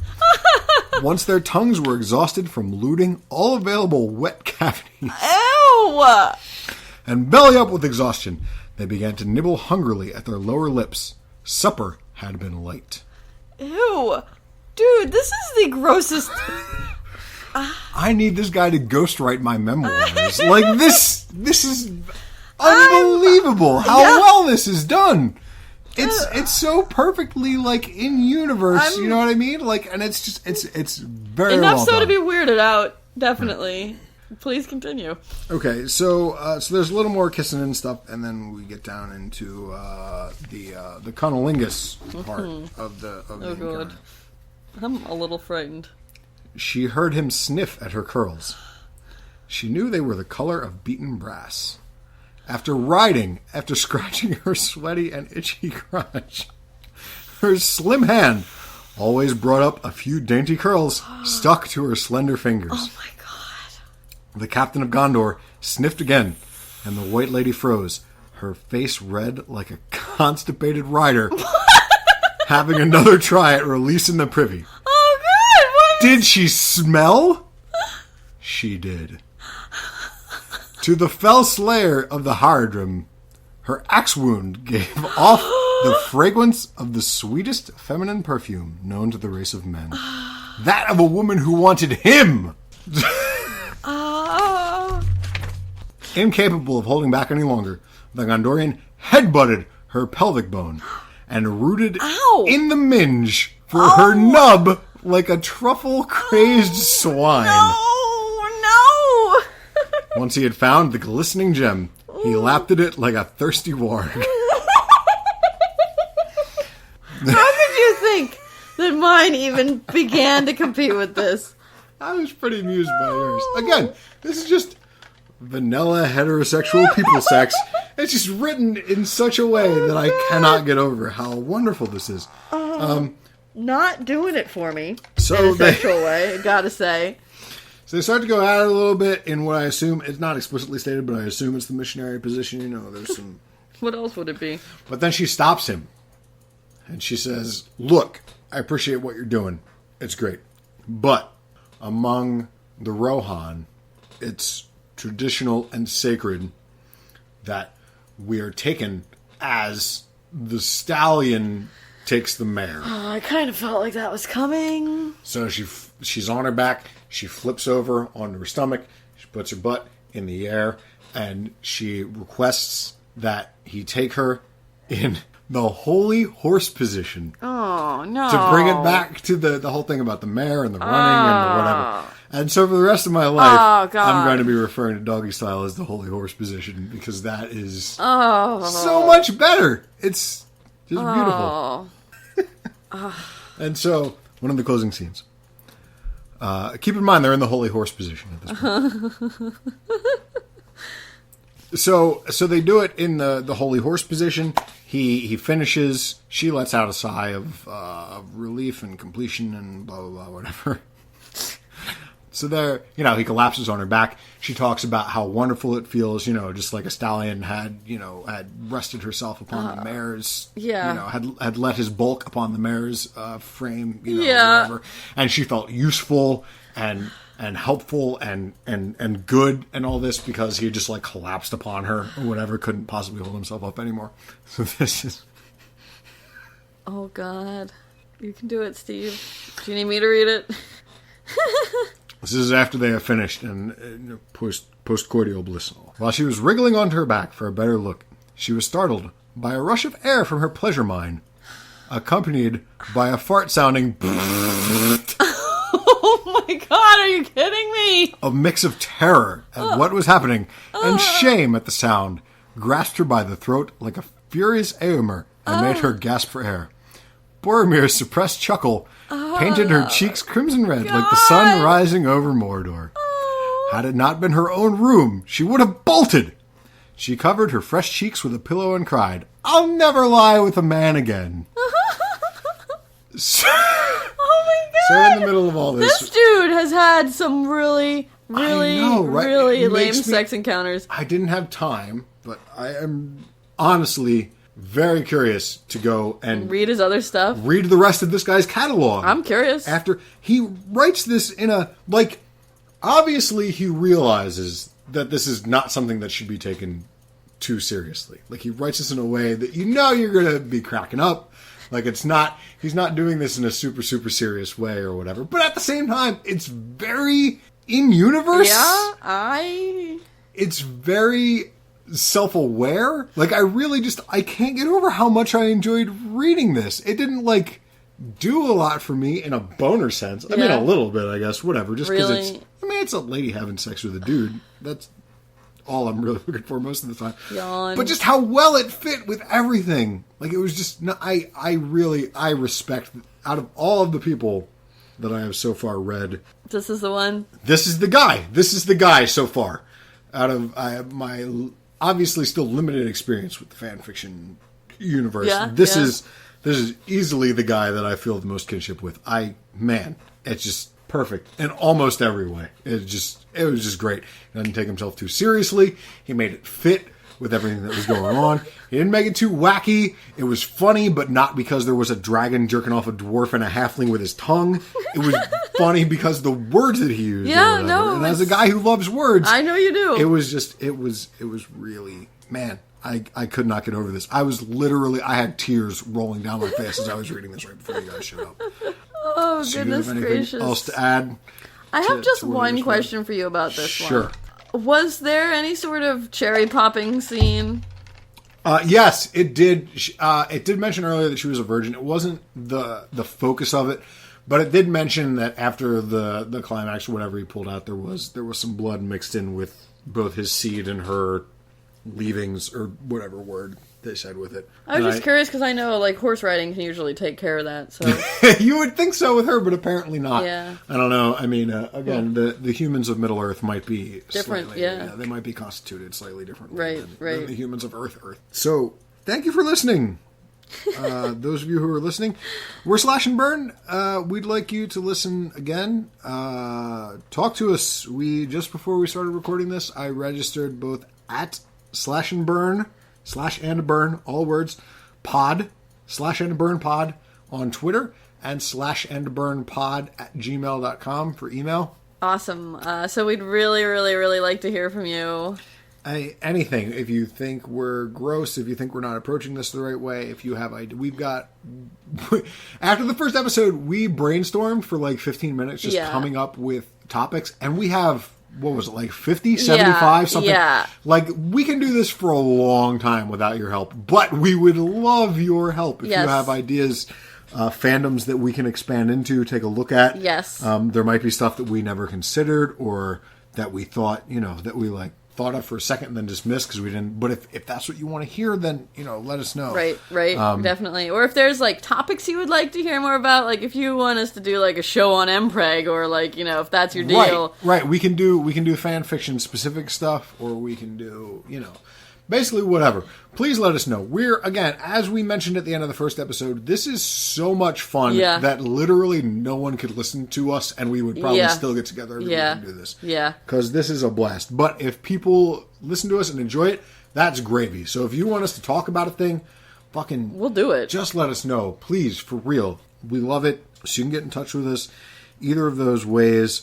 We wanted to get a couple of these in the can, and I'll edit it and ready to go before we actually debut this. So even if you listened to episode 1 and now you're listening episode 1 or episode 1A and 1B and you're not listening to this, we just recorded those without actually putting them out anywhere, without getting any fan feedback. But if you hear this and you want to, let us know, and as soon as we start hearing feedback from listeners, we will start incorporating it absolutely immediately. We just want to, as people who are busy and who have stuff to do and are also fundamentally lazy, we wanted to get a backlog before we started doing it, before, we released one, and then we didn't do one for 3 weeks, and then everybody got bored. But I think everybody chanting our names and, singing about how awesome we are would probably inspire us to be slightly less lazy. If you want to hear more, the best thing that you can possibly do is... stroke our egos. Do anything to interact with us, yes.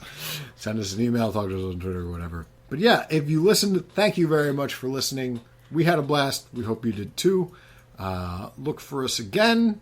I don't know what we're doing next time. I'm not sure either, but it's going to be fun. It certainly will. So thank you for listening to Slash and Burn. We love you. Mwah. Bye. Bye, everybody.